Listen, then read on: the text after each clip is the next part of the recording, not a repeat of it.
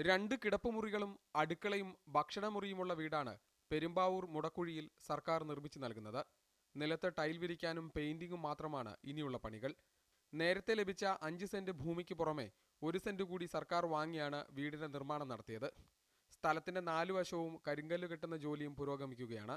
അടുത്ത മാസം പുതിയ വീട്ടിലേക്ക് ജിഷയുടെ അമ്മയ്ക്ക് താമസിക്കാൻ കഴിയും. ആ സമയത്ത് വേദനിക്കുന്ന ഓർമ്മയായി ജിഷയും.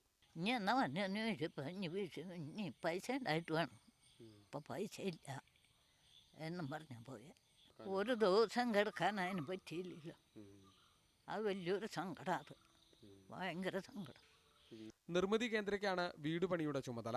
ഒപ്പം കലക്ടറേറ്റിൽ നിന്നുള്ള ഉദ്യോഗസ്ഥരും നിർമ്മാണത്തിന് മേൽനോട്ടം വഹിക്കുന്നു.